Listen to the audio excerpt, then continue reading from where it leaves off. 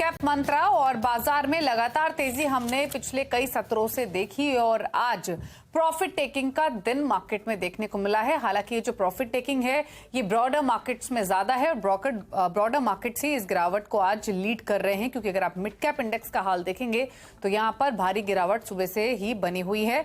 Nifty bank Nifty although कोशिश कर रहे थे फ्लैट लेवल्स पर होल्ड करने की, लेकिन अब वहां भी थोड़ा सा प्रेशर बनते हुए दिखाई दिया है। क्लोजर टू 3% की गिरावट आपको देखने को मिल रही है मिड कैप इंडेक्स में 11 सत्रों की लगातार रिकॉर्ड तेजी के बाद। इनफैक्ट 2023 की सबसे बड़ी गिरावट ये होगी मिड कैप इंडेक्स में, जिस तरीके का रिएक्शन देखने को मिल रहा है। लेकिन अब निफ्टी बैंक निफ्टी भी लाल निशान में आ चुके हैं और 40 अंकों की गिरावट आपको निफ्टी में देखने को मिल रही है और बैंक निफ्टी भी अब ऊपरी स्तरों से थोड़ा सा हल्का होता हुआ दिखाई दिया है। बैंक निफ्टी में भी अब 200 अंकों की गिरावट। तो ऑफिशियली मार्केट्स अब डेज लो पर आ चुके हैं, जहां पर ब्रॉडर मार्केट्स तो गिरावट में हैं ही, लेकिन दिग्गजों में भी अब प्रेशर देखने को मिल रहा है। मार्केट की आज जो स्ट्रेंथ आपको दिखाई नहीं देगी, इनफैक्ट मार्केट वीक आज है। आप देखिए एनएससी स्टैट सिर्फ 302 स्टॉक से तेजी के साथ कर रहे हैं ट्रेड, 2631 स्टॉक से जो कि गिरावट के साथ कारोबार कर रहे हैं। तो मार्केट की ब्रेथ आज के सेशन में क्लियरली नेगेटिव है। अब देख लेते हैं एक बार क्विकली इंटरनेशनल क्यूज को भी, थोड़ा सा वहां से भी एक संकेत लेने की कोशिश करते हैं। और शुरुआत करें अगर हम यूरोपियन मार्केट्स के साथ, कैसी शुरुआत हुई है तो यूरोपियन मार्केट्स मिक्स्ड ओपन हुए हैं। फुत्सी ही सिर्फ हरे निशान में है, कैक और डैक लाल निशान में ट्रेड कर रहे हैं। एशियन मार्केट्स का हाल देखें तो यहां भी मिक्स्ड क्यूज ही हैं और निकेई सिर्फ 1% ऊपर है, बाकी सभी बाजार गिरावट के साथ ट्रेड करते हुए। अमेरिका के फ्यूचर्स देखेंगे तो डाउ फ्यूचर्स में आपको गिरावट दिखाई देगी 44 अंकों की, नेस्डैक का फ्यूचर भी 25 अंक नीचे है, तो यहां भी 1/4% की गिरावट देखने को मिल रही है। तो कोई सपोर्ट इंटरनेशनल फ्रंट पे भी नहीं है और इंडियन मार्केट्स में तो आज प्रॉफिट टेकिंग का दिन हावी है ही। अब तक हुआ क्या है मार्केट में, बाजार की बड़ी बातें आपके लिए लेकर आते हैं और उसके बाद कई अहम खबरें हैं जिनकी ओर करेंगे रुख। तो मिड कैप्स में 2023 की सबसे तेज गिरावट, इंडेक्स अब 3% नीचे कर रहा है ट्रेड। निफ्टी बैंक निफ्टी थोड़ा संभलने की कोशिश करते हुए, निफ्टी कोशिश कर रहा था 20,000 को होल्ड करने की, लेकिन अब उन लेवल्स के नीचे फिसल चुका है और 19,955 के लेवल्स देखने को मिल रहे हैं। मिड कैप्स में अगर आप देखेंगे तो सरकारी कंपनियां, डिफेंस, रेलवे स्टॉक्स टूटे हैं, शुगर, सरकारी बैंक, एनर्जी स्टॉक्स में भी जोरदार पिटाई देखने को मिली है। आईटी इंडेक्स हालांकि थोड़ा आउट परफॉर्मेंस दिखा रहा है, वो भी दिग्गजों के सपोर्ट की वजह से, क्योंकि मिड कैप आईटी में तो गिरावट है, लेकिन अगर आप इन्फोसिस, टीसीएस, विप्रो ये स्टॉक्स देखेंगे जो दिग्गज स्टॉक्स हैं आईटी के, वो थोड़ा सपोर्ट लेंड कर रहे हैं। तो ये तो रहा फिलहाल मार्केट का हाल। आप कर रहा क्या है रिमेनिंग सत्र के लिए, दूर रहना है बाजार से या कोई अपॉर्चुनिटी दिख रही है, इस पर करते हैं फोकस। ब्रिजेश एल हमारे साथ मौजूद हैं जो कि हेड हैं टेक्निकल और derivative retail research IDB capital market से। ब्रिजेश नमस्कार, स्वागत है आपका। पहले तो बताइए इंडेक्स पर है, प्रॉफिट टेकिंग तो है, अब रिमेनिंग सत्र के लिए कोई लेवल्स अगर आप सजेस्ट करना चाहें, इंडेक्स पर कोई ट्रेड लेंगे या सिर्फ स्टॉक्स की तरफ ही रुक रहेगा? हाँ, गुड आफ्टरनून दीपाली जी। तो अगर जैसे कि आपने बताया, आज डेफिनेटली एक प्रॉफिट बुकिंग का माहौल है। जैसे कि आपने ये भी बताया कि मिड कैप में सबसे ज्यादा हमने डैमेज देखा हुआ है, तो मुझे लगता है कहीं ना कहीं, लेकिन अगर निफ्टी की बात करें, अगर निफ्टी का लेवल्स की बात करें तो निफ्टी ने अभी तक कल का जो लो है वो ब्रेक नहीं किया है। तो वो मोमेंटम कहीं ना कहीं निफ्टी में आईटी के चलते हुए मुझे लगता है कि निफ्टी में ये बैलेंसिंग चल रहा है। तो 19,800 का मैक्सिमम करेक्शन मैं देख रहा हूँ निफ्टी में, उससे ज्यादा मुझे नहीं लगता कि शायद उतनी वन वे करेक्शन आ सकता है। हम रिसेंटली 19,600 के लेवल से हमने तेजी देखा था, तो मुझे लगता है मैक्सिमम 19,800 के आसपास आके कहीं ना कहीं ये सेटल आउट होता हुआ दिखाई दे रहा है। बैंक निफ्टी में भी अगर बात कर दो तो 44,500 ये मैक्सिमम करेक्शन हो सकता है। मैं ये नहीं बता रहा हूँ कि यहाँ से मार्केट वन वे करेक्शन करेगा करके। हम अप ट्रेंड में है, अप ट्रेंड के बाद एक प्रॉफिट बुकिंग के बाद शायद 1 या 2 दिन के कूल ऑफ के बाद मुझे लगता है फिर से मार्केट यहाँ से पिक करता हुआ नजर आता है। मुझे ये एक्सपायरी मुझे काफी पॉजिटिव लगता है। ओके, चलिए, तो ये रही आपके लिए इंडेक्स पर राय। अब लेते हैं स्टॉक स्पेसिफिक स्ट्रैटेजीज, कुछ ट्रेड्स आप रेकमेंड करेंगे ब्रिजेश? एक्चुअली आज आईटी स्टॉक्स चल रहे हैं, जिसमें से टीसीएस जो है वो मुझे लग रहा है कि काफी अच्छा सेटअप में है और मल्टीपल रेंज ब्रेकआउट्स पे चल रहा है। तो मुझे लगता है टीसीएस में व्यू बनाना चाहिए। टीसीएस में हालांकि 2% ऑलरेडी बढ़ चुका है, इसमें और 3 to 4% का अपसाइड मुझे अगले 2 या 3 दिन में नजर आता है। तो मुझे लगता है टीसीएस में एक बाइंग सेटअप ढूंढनी चाहिए। और मिड कैप में अगर कुछ बात करें तो हैप्पीएस्ट माइंड में एक ब्रेकआउट देखने को मिला था 2 या 3 दिन पहले। तो मुझे लगता है हैप्पीएस्ट माइंड में एक ट्रेड सेटअप बनता है जहां पे मैं 1050 के आसपास इसको देख रहा हूँ। तो वो ये 2 ट्रेड्स रहेंगे आईटी सेक्टर्स में से, जो मुझे लगता है हमें काम करना चाहिए। ओके, तो हैप्पीएस्ट माइंड और टीसीएस एक दिग्गज एक मिड कैप स्टॉक आपको रेकमेंड किया है खरीदारी के लिए। लेकिन अब बात करेंगे मिड कैप स्टॉक्स की ही, क्योंकि सितंबर में कल तक जो स्टॉक सबसे ज्यादा चले थे उनमें ही सबसे ज्यादा गिरावट देखने को मिल रही है। कौन कौन से हैं ये स्टॉक्स जो कि सितंबर के स्टार्स थे लेकिन आज फिसड्डी हुए हैं, ये बताने के लिए सुमित मेहरोत्रा हमारे साथ मौजूद हैं। सुमित, बताइए कौन कौन से स्टॉक्स आपकी लिस्ट में? हाँ, तो आज अगर आप पूरी सूची देखेंगे तो आपको दिखाई पड़ेगा 10-10% के स्टॉक, 5-5%, 8-8% ऐसे एक बड़ा सेल ऑफ आ रहा है मिड कैप में, स्मॉल कैप में। लेकिन अगर आज की वो बिकवाली आप देख रहे हो तो इसको इतना एस्टॉनिश होने की जरूरत नहीं, क्योंकि ये अब तक स्टार परफॉर्मर रहा है सितंबर में ही, जिसके दम पर इतनी बिकवाली। आज थोड़ी बहुत प्रॉफिट टेकिंग आप इसे कह भी सकते हैं। मिसाल के तौर पर इंडिया बुल्स रियल एस्टेट आपको आज 10% नीचे दिखाई पड़ेगा, लेकिन सितंबर महीने में ही 30% चल चुका है।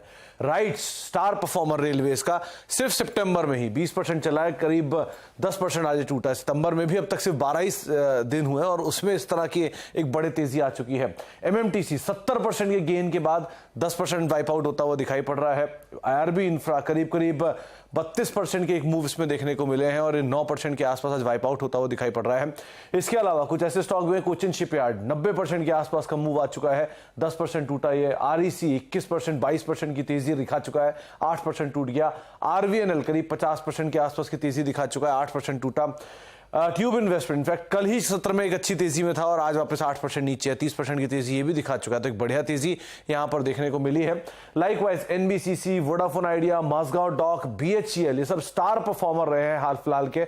आज ये करीब 8-7-8% के आसपास की बिकवाली के साथ कामकाज करते हुए दिखाई पड़ रहे हैं। तो एक बढ़िया तेजी देखने के बाद ये वो स्टॉक है जहां पर थोड़ी बहुत प्रॉफिट टेकिंग आ रही है। लेकिन आज की प्रॉफिट टेकिंग को आप स्टैंड लोन में ना देखें, ये भी देख लें कि इनमें हाल फिलहाल में एक बड़ी तेजी देखने को मिल चुकी है।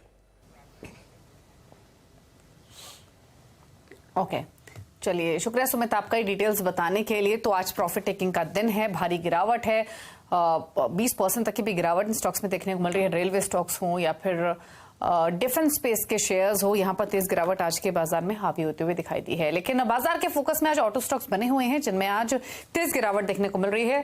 दरअसल ट्रांसपोर्ट मिनिस्टर नितिन गडकरी का एक बयान सामने आया है जिसमें उन्होंने कहा है कि आज वो वित्त मंत्री से डीजल गाड़ियों पर 10% एडिशनल जीएसटी की मांग करेंगे। आज शाम को 5:30 बजे वित्त मंत्री मेरे घर पर एक मीटिंग के लिए आने वाली है और मैं उनको रिक्वेस्ट करने वाला हूं कि आने वाले समय में डीजल से जो भी इंजन चलाते हैं उसके ऊपर एडिशनल 10% जीएसटी लगाओ, ताकि जल्दी इसका ट्रांसफॉर्मेशन होगा। नहीं तो लोग जल्दी सुनने के मूड में नहीं है। लगातार ऑटोमोबाइल मैन्युफैक्चरिंग 10 के बजाय 15%, 18% बढ़ रहा है और फॉसिल फ्यूल का इंपोर्ट भी बढ़ रहा है और ऐसे ही बढ़ता रहेगा तो आप तो खुश होंगे ही, पर पोल्यूशन से हिंदुस्तान की जनता बहुत दुखी होगी।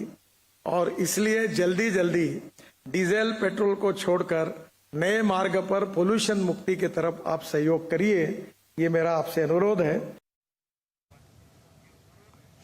और इसी मामले पर और बातचीत और डिटेल्स के साथ रोहन सिंह और लक्ष्मण रॉय हमारे साथ मौजूद है। रोहन, पहले तो आप बताइए, ट्रांसपोर्ट मिनिस्टर नितिन गडकरी ने एक बड़ा बयान दिया है, क्या मायने निकाले जाएं स्टेटमेंट के, क्या कुछ और डिटेल्स रही उनके स्टेटमेंट की?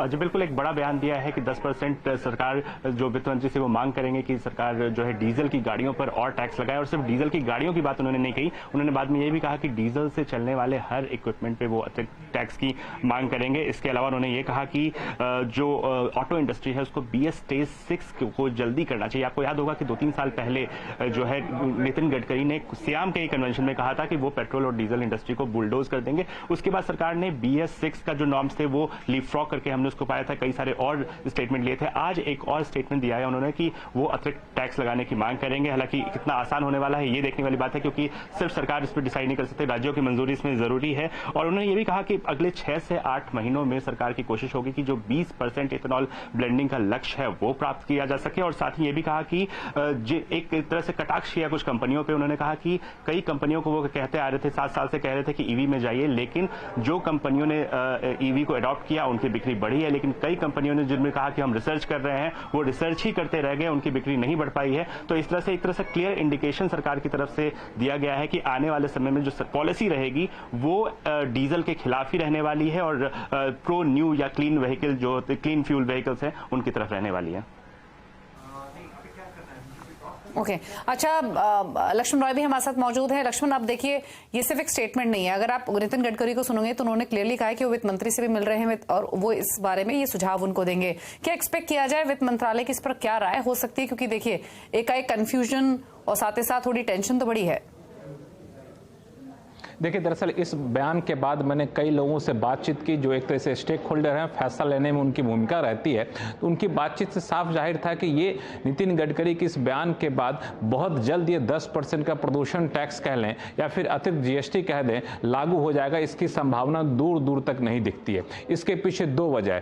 पहली वजह कि अभी ये व्यवहारिक नहीं होगा। 10% का टैक्स लगाने का मतलब हुआ कि डीजल गाड़ियों को बिल्कुल ही आप सड़क पर ना आने दें, वैसी हालात हो जाएगी, जबकि वैकल्पिक फ्यूल या वैकल्पिक फ्यूल वाली गाड़ियां अभी उतनी मात्रा में भारत में बन नहीं रही हैं। तो हम रिप्लेस के करने की क्षमता जब तक नहीं होगी तब तक हम डीजल गाड़ियों पर पूरी तरह से पाबंदी की जैसी या फिर टैक्स बढ़ाने जैसे हालत में नहीं होगा। दूसरा कि डीजल गाड़ियों की बिक्री पहले से काफी ज्यादा कम हो गई है। 2017 में जहां पूरे पैसेंजर व्हीकल 40% हुआ करते थे, अब वो घट करके मुश्किल से जो है सो 19% तक आ गया 2023 तक। तो ऐसे में अब ज्यादा कम करने से, खासतौर से ग्रामीण इलाकों में डीजल गाड़ियां काफी ज्यादा चलती हैं, तो वहां पर वो महंगाई उसका असर देखने को मिल सकता है। ऐसे मैन्युफैक्चरिंग यूनिट में रोजगार भी एक बड़ा इशू है। और जीएसटी अतिरिक्त बढ़ाते हैं तो फिर राज्यों के साथ सलाह मशविरा करना पड़ेगा, जो कि एक आसान काम नहीं होगा। तो नितिन गडकरी के इस बयान को डीजल गाड़ी बनाने वाली कंपनियों को एक चेतावनी के तौर पर देखा जाना चाहिए। तत्काल फैसला होगा इसकी संभावना मुझे नहीं दिख रही है।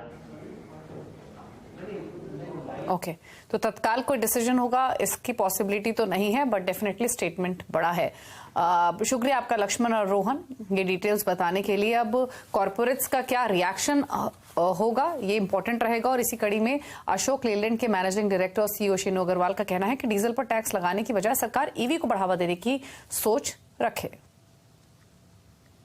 साइम के एनुअल कन्वेंशन में आज नितिन गडकरी जी ने एक हेडलाइन सबको दे दी कि सरकार और ज्यादा टैक्सेशन की प्लानिंग कर रही है डीजल की व्हीकल्स पे। हमारे साथ शीनू अग्रवाल सर हैं। सर ये बताइए कि ऑलरेडी बहुत टैक्स्ड इंडस्ट्री है, खासतौर पर डीजल व्हीकल्स की बात करें तो आज जो एक इंडिकेशन दिया गया है सरकार की तरफ से, हालांकि इंडिकेशन ही है, इस पर शायद लंबा रास्ता हो, लेकिन सबसे पहले आपका क्या रिएक्शन, क्या आपको लगता है कि ये एक तरह का नी जर्क रिएक्शन होगा और इंडस्ट्री कैसे देखती है इसको? हाँ, मेरा ये मानना है कि मंत्री जी ने आज जो किया वो एक प्रोवोकेशन था इंडस्ट्री के लिए, कि इंडस्ट्री को बहुत तेजी से ऑल्टरनेटिव फ्यूल्स, क्लीन मोबिलिटी की तरफ जाना चाहिए। मुझे लगता है कि मंत्री जी ने जो मैसेज दिया है वो ठीक है, क्योंकि इंडस्ट्री को और देश को ज़रूरत है कि हम पॉल्यूशन की तरफ, हम एनर्जी कॉस्ट की तरफ ध्यान दें और तेजी से ऑल्टरनेटिव फ्यूल्स की तरफ बढ़ें।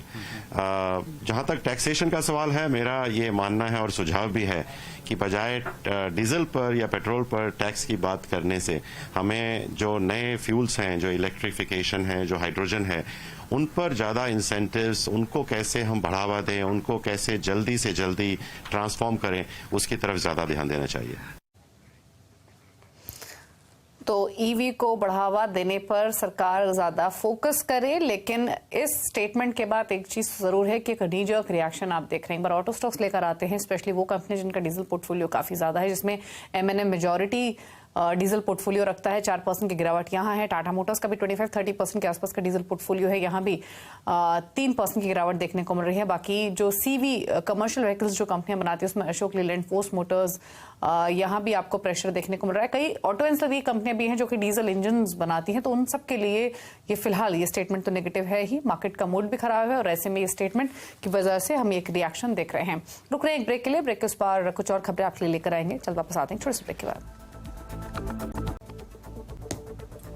आप देख रहे हैं मिड कैप मंत्रा और कुछ और खबरों की ओर अब रुख करते हैं। फ्रिज, एसी, कूलर की तर्ज पर अब आपके आरओ, सैनिटरी वेयर और सिंचाई उपकरण को भी स्टार रेटिंग मिलेगी। पानी बचाने की क्षमता के आधार पर सरकार स्टार रेटिंग देने की योजना बना रही है। इसी खबर और डिटेल्स के साथ असीम मनचंदा हमारे साथ मौजूद है। असीम, बताइए क्या है प्लानिंग और क्या है खबर पूरी?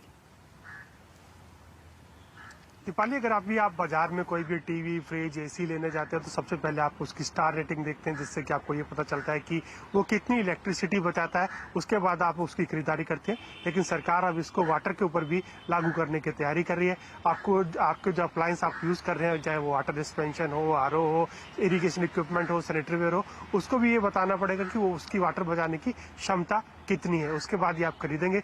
जो जल शक्ति मंत्रालय है वो जल्दी national water efficiency bureau launch करने की तैयारी कर रहा है। जैसे कि अभी एनर्जी एफिशिएंसी ब्यूरो है, उसी की तर्ज पर ये बनाया जाएगा। उसके बाद आधार पर ये जितने भी वाटर इक्विपमेंट्स होंगे उनको एक ब्लू लेबलिंग देगा, उनकी स्टार रेटिंग देगा, तो आप उसके आधार पर उसका चयन कर पाएंगे। आपको पता चल पाएगा कि वो वाटर एफिशिएंसी उसकी कितनी है। फिलहाल सरकार के मुताबिक 30% के आसपास के उपकरण है जो कि वाटर एफिशिएंसी करते हैं, लेकिन सरकार का इसको बढ़ा करके इसको 90% के आसपास करने का, ताकि पानी की भी बचत की जा सके। तो जल्दी सरकार इसको लागू कर सकती है।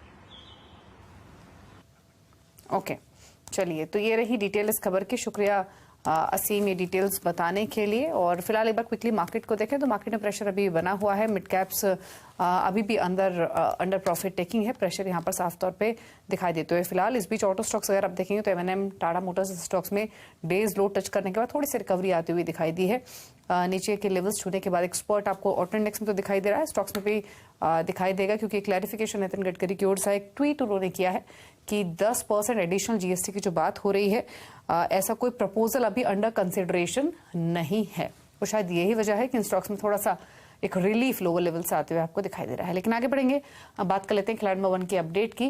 और इस हफ्ते पिछले 3 हफ्तों के विजेता यानी नेरुल बंक की स्वाति होटकर, मार्केट एक्सपर्ट अमित सेठ और एलकेपी सिक्योरिटीज के रूपक डे के बीच मुकाबला चल रहा है। रूपक ने एक्सिस बैंक को खरीदने की सलाह दी है। 1063 के टारगेट्स के लिए 984 का स्टॉप लॉस रखना है। 999 के लेवल्स फिलहाल स्टॉक में देखने को मिल रहे हैं। मुनाफे के मीटर में दिखाते हैं अब आपको रिटर्न की स्थिति, क्या स्ट्रैटेजी है। और तीनों ही खिलाड़ियों की ओर से नेगेटिव रिटर्न्स आते हुए मिड कैप्स की जो धुलाई हुई है उसकी वजह से शायद इनके पोर्टफोलियोज भी इंपैक्ट हुए हैं। स्वाति होटकर का पोर्टफोलियो -2.61% के रिटर्न, अमित सेठ का पोर्टफोलियो -1.57 और रूपक डे का पोर्टफोलियो अब -8% के रिटर्न्स लैंड कर रहा है। ये रहा अपडेट खिलाड़ी में 1 का। और इसी के साथ मिड कैप मंत्रा में तो इतना ही। ब्रेक के उस पर अब देखिए न्यूयॉर्क कंपनी। और न्यूयॉर्क कंपनी में आज हम बातचीत करेंगे वंडरला हॉलीडेज के MD अरुण के चिगल्ला पिल्ली से। एक ब्रेक के बाद नमस्कार।